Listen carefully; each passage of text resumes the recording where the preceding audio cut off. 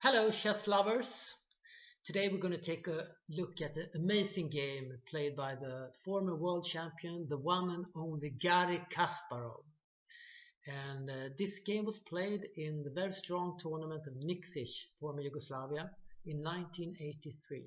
At that time, Garri Kasparov was 20 years old.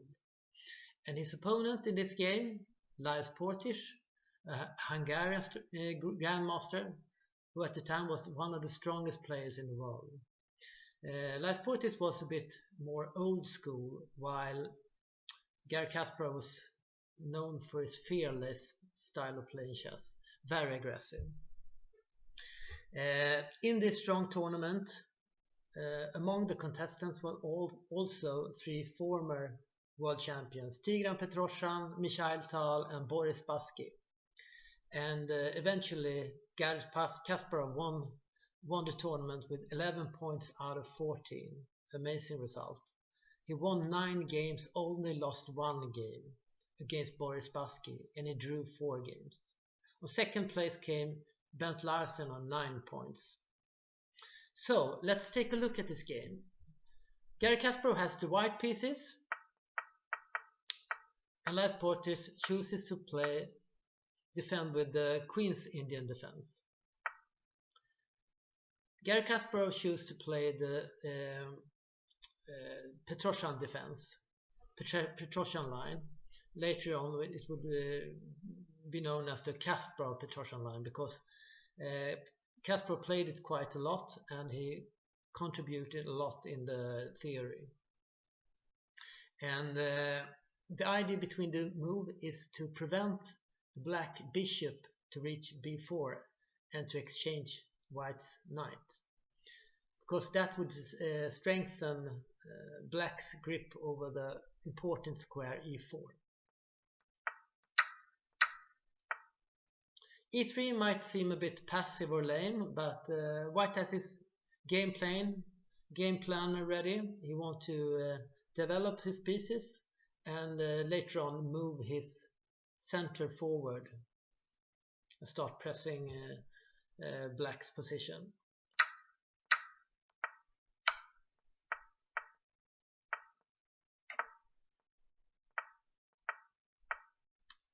Here black plays rook c8.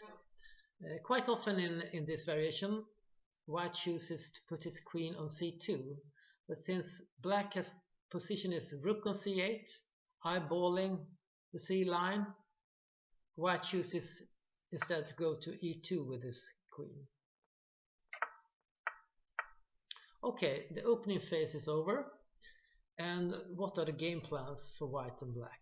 Well, white, a move that's often been played in this variation is e4.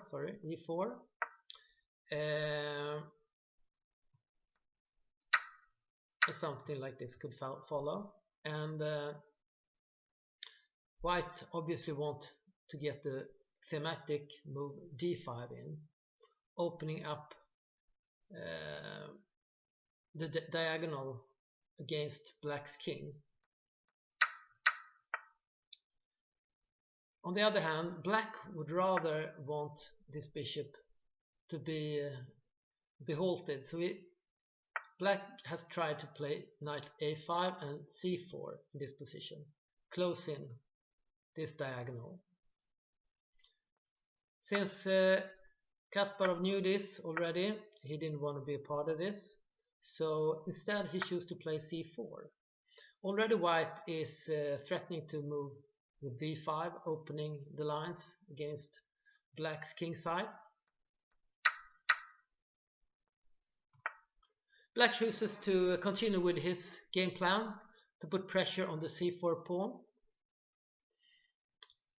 White says he has his game plan clear. He wants to attack on the king side and basically says, okay, if you want a pawn, go ahead and take it.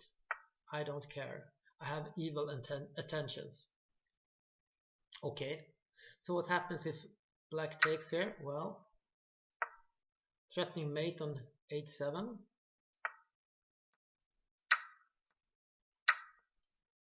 Now threaten mate again. Black has to go to f6.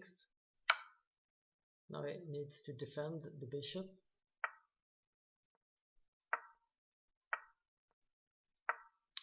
Something like this. And Lars Portisch didn't want anything of this because this is rather unpleasant. So instead he chose to take on d5. Now temporarily wins a pawn, but it's only temporarily, because white takes it back quite quickly. And now, what should white play here? Well, Kasparov wanted to play knight e5. Problem with that move though is that it closes the diagonal for the bishop and also allows black to, for example, play down his queen to c2, and obviously white don't want to exchange queens here. He wants to go for an attack, so rook d2 is logical, and then black can play queen f5, and in this position is very balanced and equal.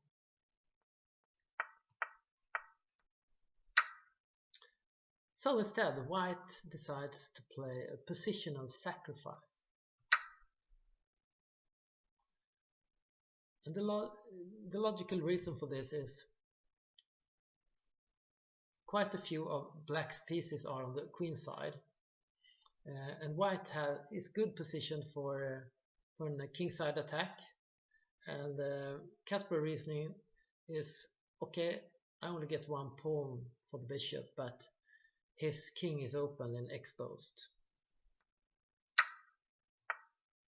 And now knight e5.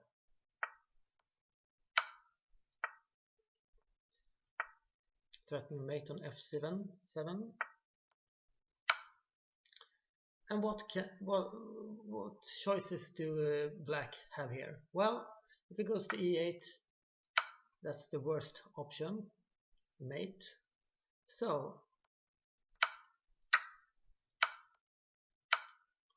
and if it goes to g8, it's not much better. It's mate in 2. So it can't go down.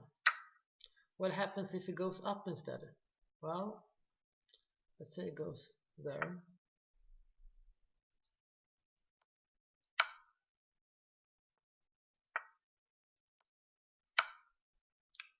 And now, and mate. The king is mated on the board. So that didn't work either. So we got one move left, and then white goes to e1 with his rook. Now he can't move the bishop, because if he moves it, then white takes on f6 with his queen, followed by mate. So it takes on d7, and this is obviously hopeless. So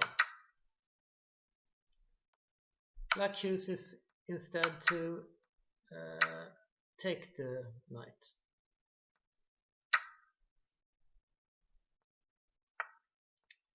A little better was knight e5, but white still has an advantage.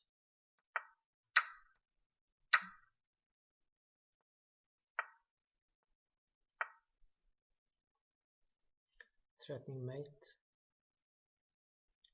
soon. Okay, so black plays rook 7 here, rook c7. It's actually kind of poison in that move. If white isn't careful, he might even lose.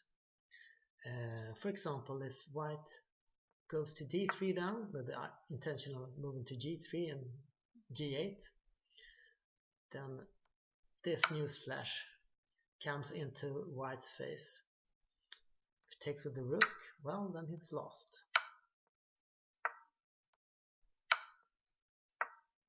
And mate. If he instead takes with the king, well, then you run into a discover check. And the computer has this position slightly better for black. But Kasparov saw this and didn't want anything of this, so he took a check, and then rook d3. Black's trying to activate his knight, and white put his last piece in play, the rook. Now this wasn't the best move.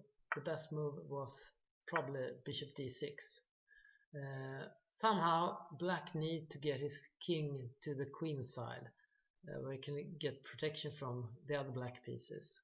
And it's not easy because white is in command here and has a better position, but still that was the best chance.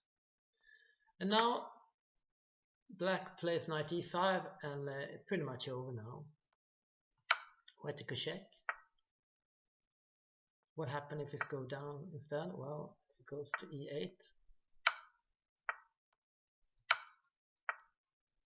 Yeah, obviously hopeless. If it goes to f8 instead, it's mate in 2.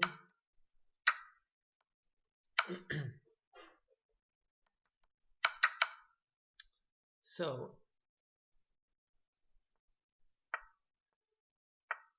you have to go up. And now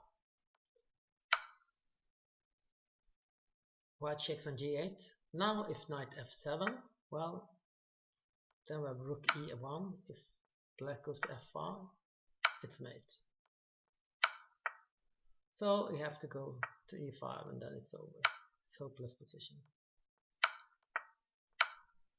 So instead, black chose to go with his king to f5. Now white played g4. Here, if knight g4, then queen goes. So here he has the pleasant choice between king e4 or king f4. If it goes to e4, this will happen. Now if black takes the rook, it's mate. So he wanders down,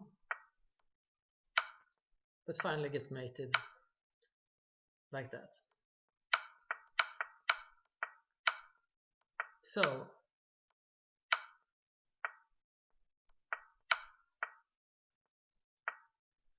he chooses to go to f4 instead.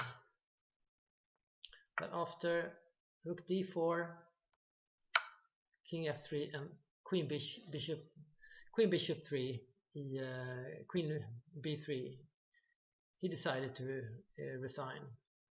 He didn't want to see this. And mate. A wonderful attacking game by the young Kasparov. I hope you enjoyed the game, and do subscribe to the channel if you like my videos, and give me some thumbs up, and I hope to see you soon again.